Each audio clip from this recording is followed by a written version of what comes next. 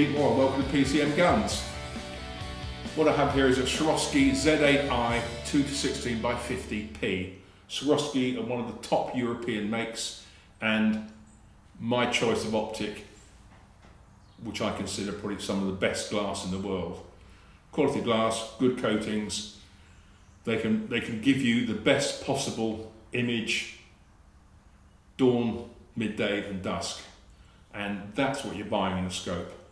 Quality lenses, repeatability. So what's so special? Z8i, or Z8, I just means illumination, came from the original Z6 concept that Swarovski launched in 2007. Basically put, scopes before that had what they called a 4x zoom range, but the Z6, as the name implies, has a 6x zoom range. So you can have a lower bottom end and a higher top end in the same sort of optic. Now, you might think, why would you have a lower bottom end? I mean, a higher top end is logical, more magnification, you can see the target clearer, identify it. But a lower bottom end means that the scope can be used handheld or like even for driven shooting in the woods where you don't want high mag, you just want to get onto the target. And that's what they did, and it proved a great success. A few years later, Swarovski launched the Z8 series, which is exactly the same principle, only it now offers an 8x zoom range. I have my own ideas on what magnifications a scope should have, but if you're looking for, should we say, the ultimate usability from one scope, then something like a 2-16 by 50 or 56 is ideal, because you've got a lot of mag at the top end, which is great, say spotting targets, and if you say varminting or longer range shooting, when you want the mag to place the reticle properly, then it's easy to do. And it's got a 2 at the bottom end, so you can then use it handheld, which means you don't have to have separate scopes and this sort of thing. Okay, it's a compromise, but it's a very clever one. So, without sort of getting boring about it, that's the principle of the Z6 and the Z8. An increased zoom range, which allows you to produce models that can do most things. I, in fact, have a Z8 on one of my rifles, and it's there 1.7 to 13.3 by 42. And I would say, hand on heart, it's the best hunting scope I've ever had. Because, again, applying the principle, 1.7, easy to handhold, easy to use on running game. If you need the shot, if you're hunting chamois and it's long away, 13.3 mag is pretty damn good. And a 42mm objective means I can mount it quite close to the rifle. Okay, let's start the eyepiece bell. Right, generous size, fast focus there, it's called European focus. Doesn't lock, but it's very firm, which is great. As it's a Z8i, it's illuminated, and this is all your rheostat system here. This little switch at the back here, perhaps see better with that pointer. It pushes from the center to the right, that's for high or daylight illumination. Flick it that to the middle, which is off.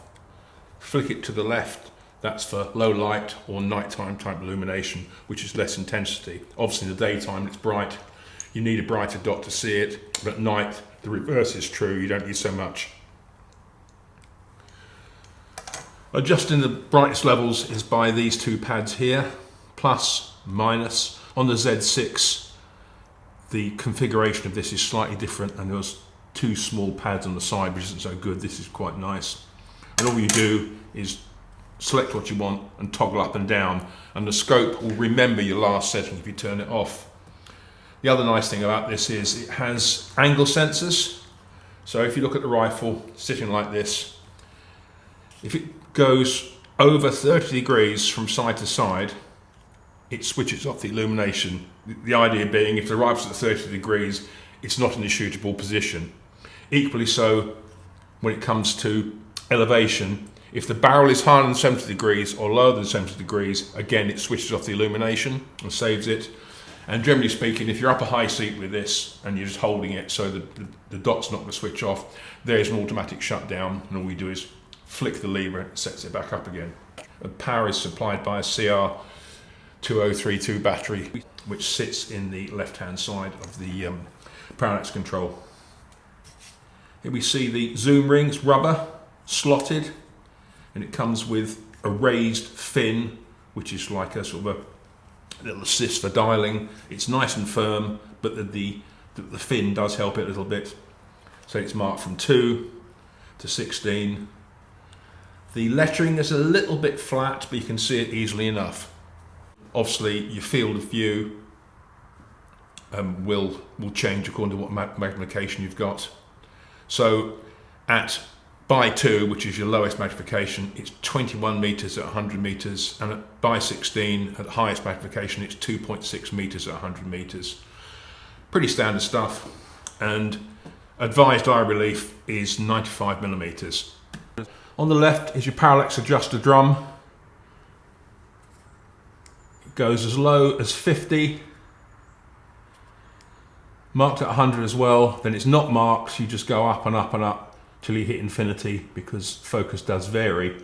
What's quite clever is that at 100, I don't know if you can hear it, there's a little click just there, and you can feel it going into detent.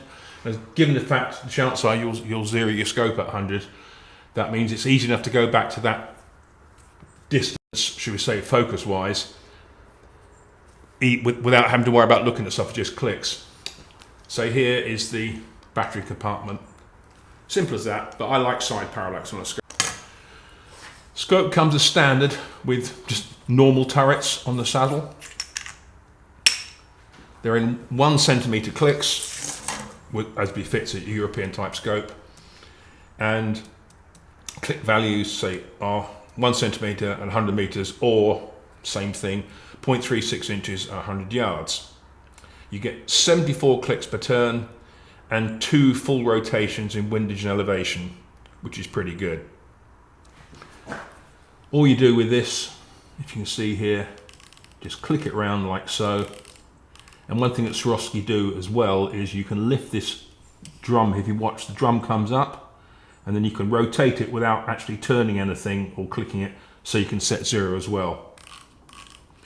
Windage is identical, which is here. The only difference being that Swarovski have enlarged the windage cap, and there's a spare battery kept underneath.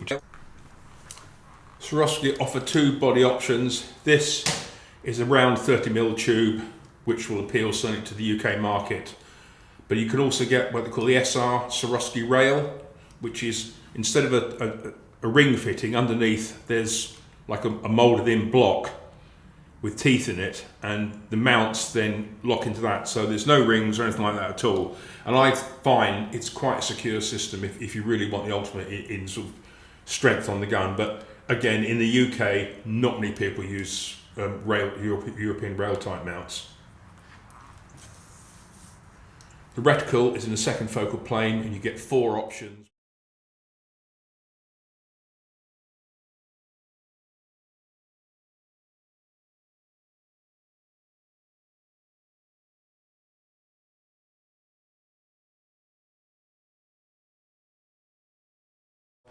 Illumination is purely a red dot in the centre on all the models.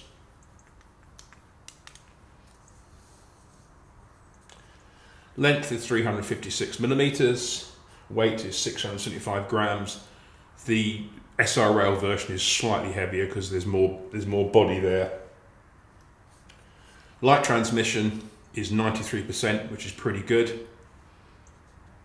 And here's the boring spec that's worth knowing. Exit pupil diameter is 8.1 to 3. Twilight factor of 5.7 to 28.3. And is water resistant down to 4 meters if you want to take it for a bath. But it's nice to know that if it's dipping down with rain, the scope's not going to get worried about it at all. The objective is 50mm, which again is a good compromise. 56 lets a bit more light in, but obviously you have to mount the scope higher on the action.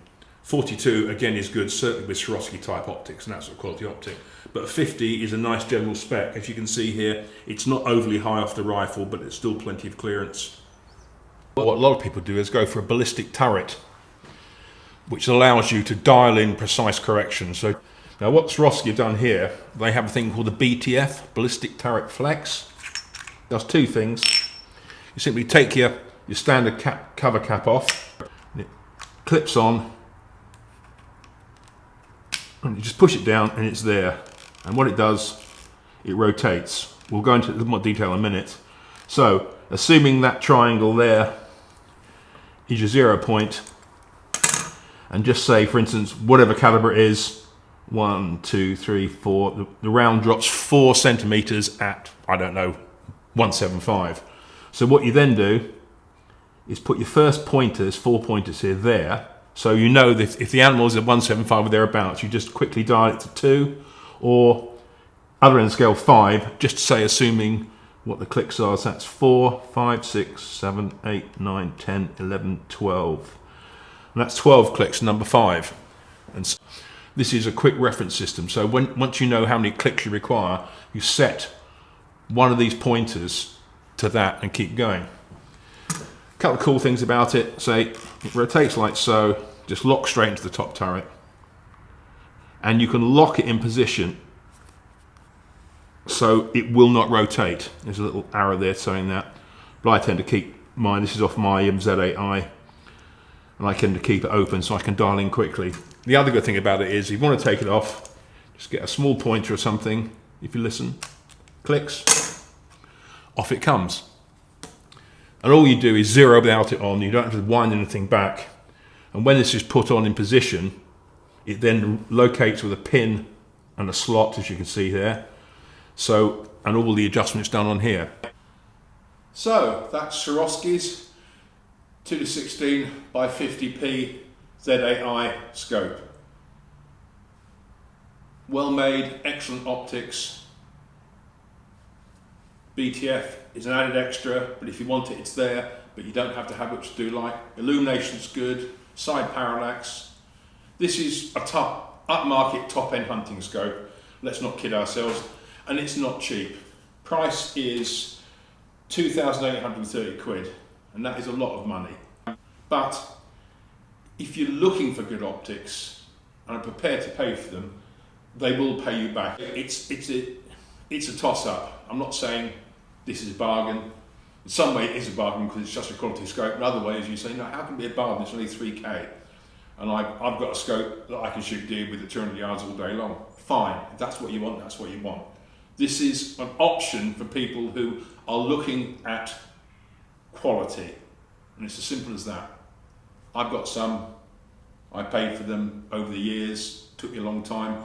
I'm not unhappy with my choices. But Swarovski, great make, my favourite European brand, without a shadow of a doubt. So, have a think. It's well worth a look. Anyway, I hope you enjoyed that. If you did, tell your friends, support the channel. If you want to speak about anything, it's pmoore.shootingsports@gmail.com. And I'll see you again soon with some more stuff.